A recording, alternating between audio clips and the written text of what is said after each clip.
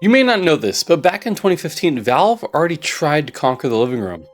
They called it the Steam Machine, and it was, honestly, a disaster.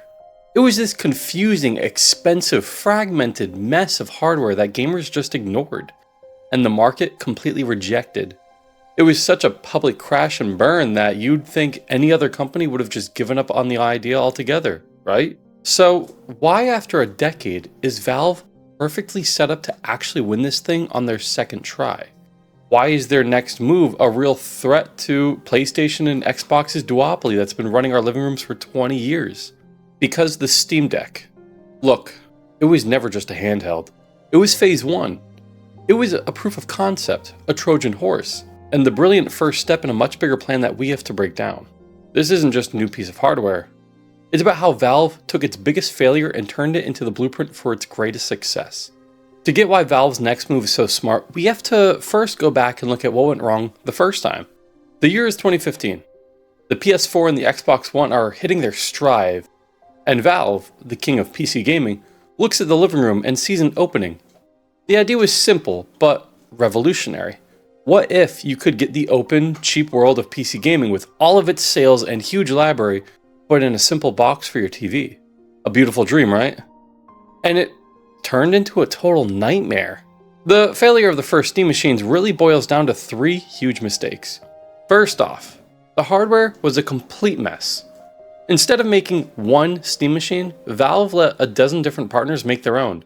You had boxes from Alienware, from Zotac, from all these boutique builders, and they all had different specs, different sizes, and wildly different prices. For a customer, this was just total confusion. When you buy a PlayStation, you know what you're getting. But what was the Steam machine? Was it a high-end PC that cost $1,000, or some budget box that could barely run new games at 1080p? The answer was yes, and that lacked clarity and identity, and it was the first nail in the coffin. The second mistake was even bigger. The software just wasn't ready. The whole thing was built on SteamOS, which is based on Linux. Gabe Newell himself had called Windows 8 a catastrophe, and saw Linux as the escape plan for PC gaming. But back then, gaming on Linux was a niche inside of a niche. The number of games that actually ran on it was tiny. Developers weren't on board, and Valve's tech for running Windows games, the thing that would eventually become Proton, well, it was in its absolute infancy. This created the ultimate chicken and the egg problem. Gamers wouldn't buy a console that couldn't play their games, and developers wouldn't waste time porting games to a console nobody was buying. In the end, a lot of the hardware partners just gave up and installed Windows on their machines to actually sell them, which completely defeated the whole point. And finally, maybe the biggest problem, the Steam machines had no clear why. Who was this even for? They were more expensive than a PS4 or Xbox, but way less powerful and flexible than a real gaming PC. Hardcore PC gamers already had their own rigs. Console gamers had cheaper, simpler boxes that they knew what they were getting and what games would work on it. The Steam machine was stuck in this weird middle ground, a solution looking for a problem. It tried to compete with Windows PCs, but asked you to accept huge compromises, and the market answered with deafening silence. A few years later, Valve just quietly removed the Steam machine section from their store, and the experiment was over, a total failure, a lesson learned the hard way. For years, it looked like that was it for Valve's hardware dreams, but behind the scenes, they weren't just licking their wounds, they were studying the blueprint of their own failure. They looked at every mistake and piece by piece engineered the perfect answer, and that answer was the Steam Deck. First, they fixed the hardware problem. No more confusing mess of third-party boxes. This time, it was one device, beautifully engineered with one set of specs. One clear target for developers. Valve controlled the design, the manufacturing, and the price. And crucially, Gabe Newell admitted the entry price was painful for Valve, but they were very aggressive with it to get to as many hands as possible with the deck. That's the classic console strategy. Sell the hardware at a tiny profit or even a loss, and make money on the games. It's a move the original Steam machines could never make happen. But the hardware, as good as it is, wasn't the real revolution. The true masterstroke, the secret weapon that made it all work, was the software. Valve knew the biggest hurdle was the Linux problem. Their solution was Proton. And I don't want to undersell how important this is. Proton is one of the most significant pieces of gaming software in recent history. Basically, it's a compatibility layer that translates Windows games to run on Linux in real time. It's not an emulator, which can be slow and clunky. Think of it more like a universal translator. When a game speaks DirectX, which is the language of Windows, Proton instantly translates it into Vulkan, the language for Linux that they understand. This is the key that unlocked the entire Steam library.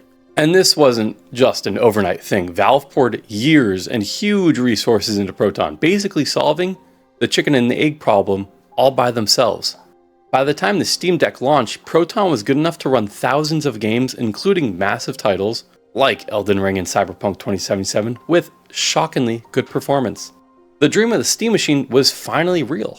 Finally, the Steam Deck had a crystal clear why.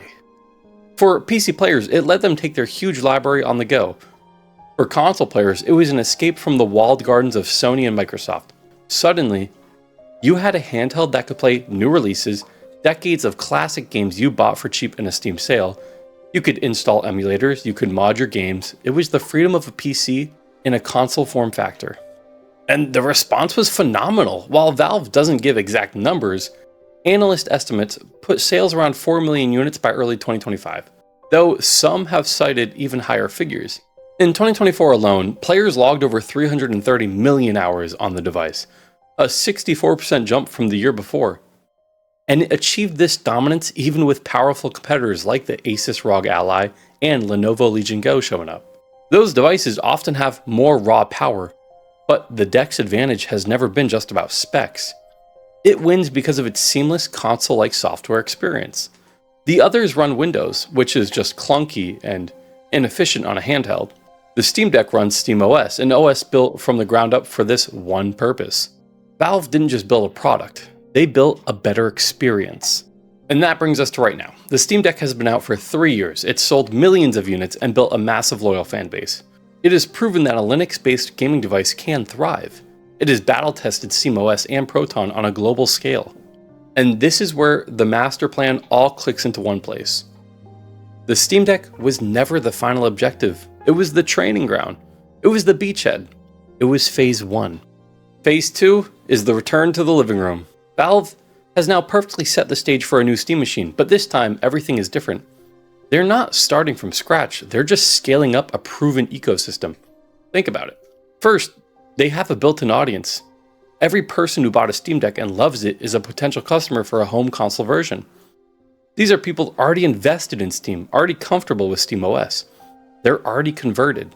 In fact, Valve has already seen tons of Deck users docking their device to a TV, looking for that home console experience.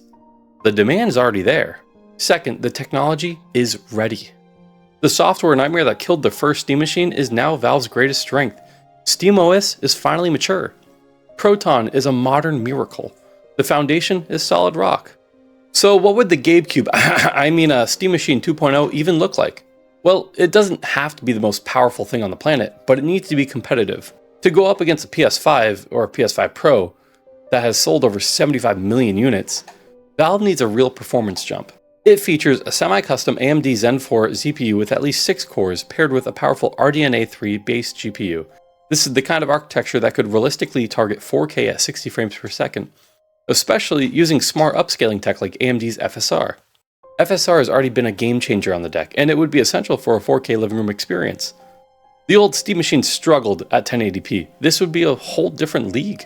But again, raw power isn't the main weapon. The real assault on Sony and Microsoft, the knockout blow, is the ecosystem. Imagine this. You're playing Cyberpunk 2077 on the Steam Deck, on the train. You get home, sit on your couch, turn on your Steam machine, and thanks to Steam Cloud, your save is right there waiting for you. You pick up exactly where you left off, now in 4K on the big screen.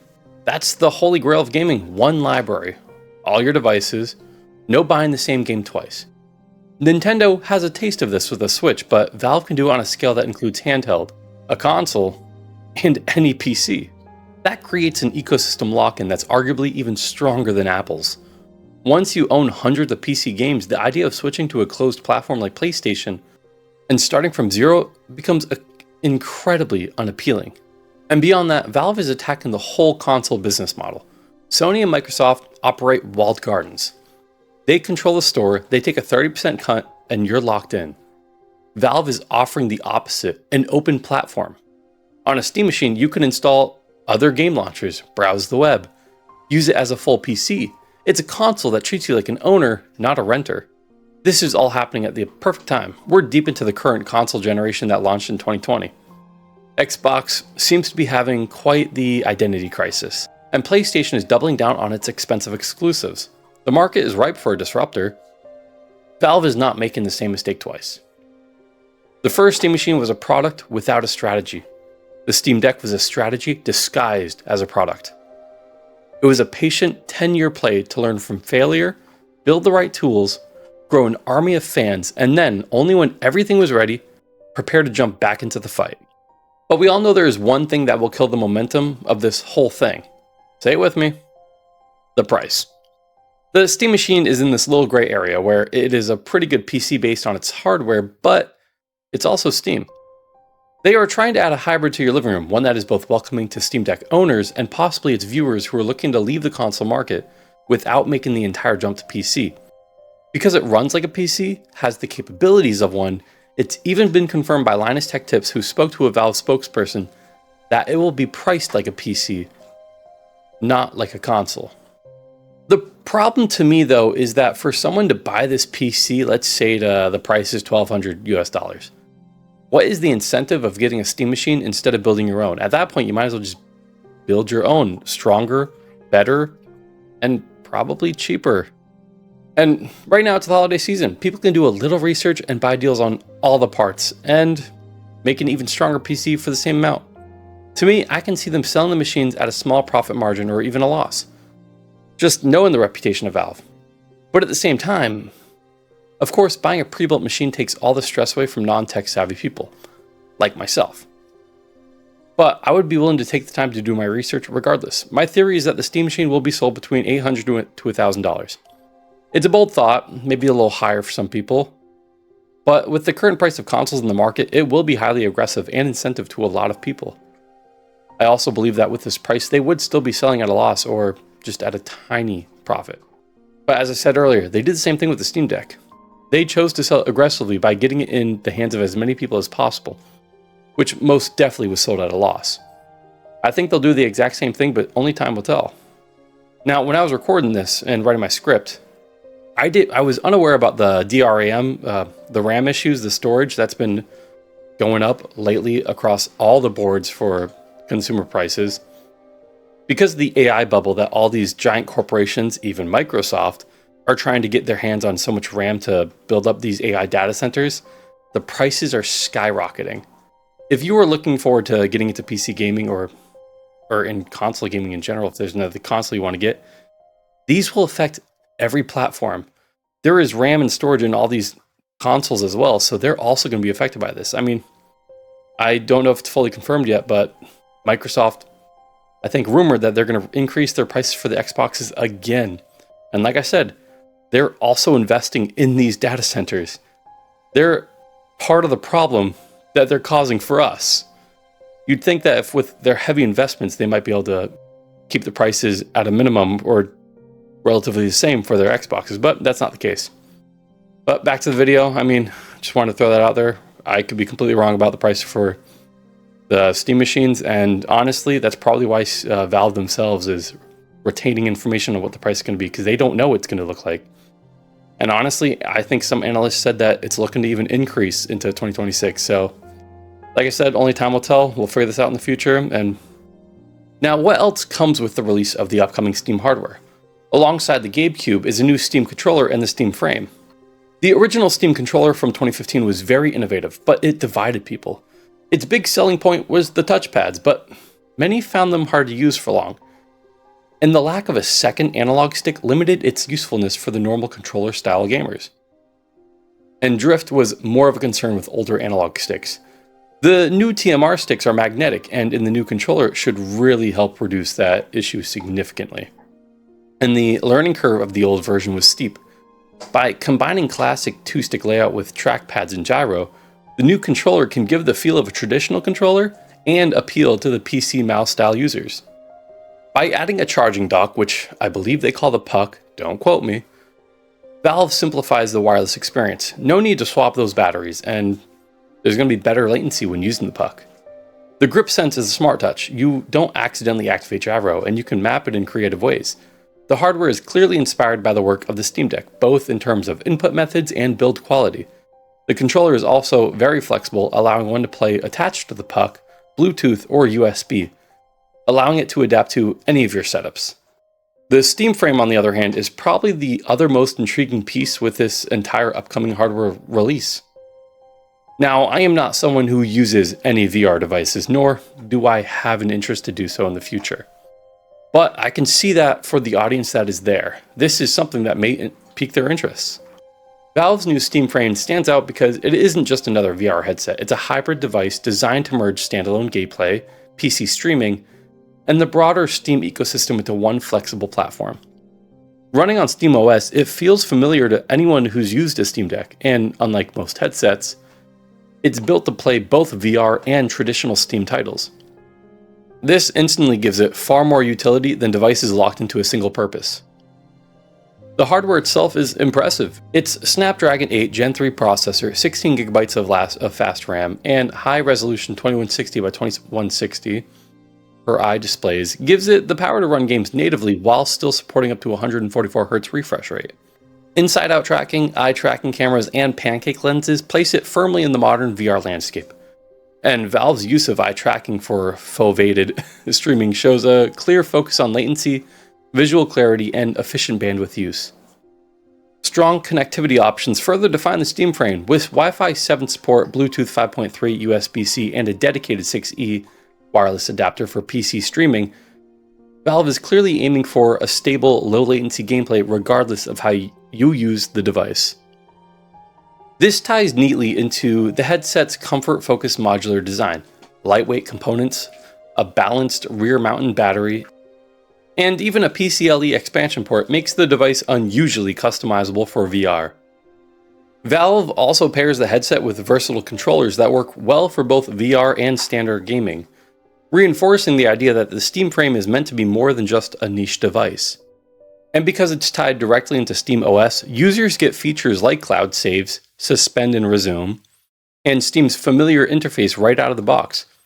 Valve's planned Steam Frame Verified program should also help users easily identify compatible titles, much like what made the Steam Deck approachable. Put together, the Steam Frame feels like Valve's most thoughtfully integrated hardware release yet. It expands the Steam ecosystem into VR without boxing players into a limited platform, offering a device that works as a standalone headset, a PC gaming extender, and a full SteamOS system. If its streaming performance lives up to expectations, it could quickly become the go-to headset for Steam users looking for a flexible, high-quality VR experience.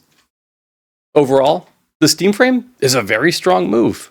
It feels like Valve's re-entry into VR is thoughtful and ambitious. They're not just chasing a standalone VR with the lowest cost.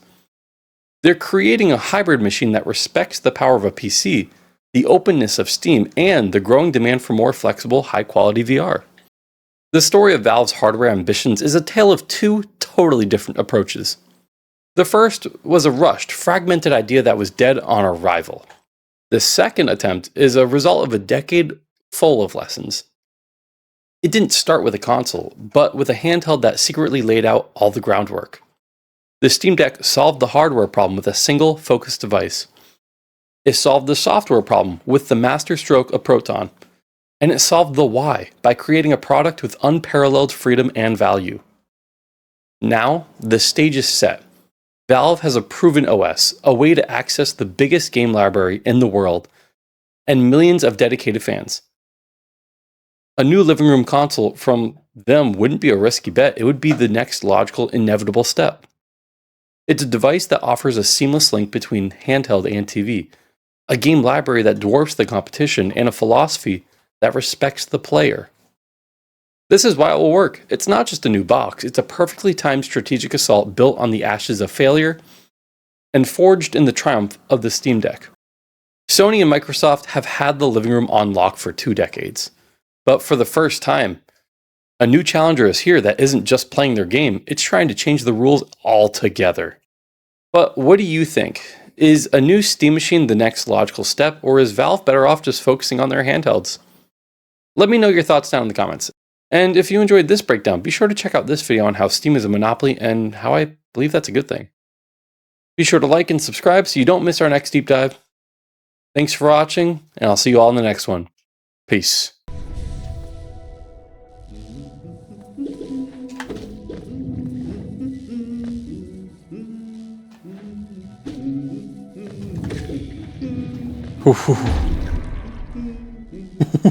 What the heck?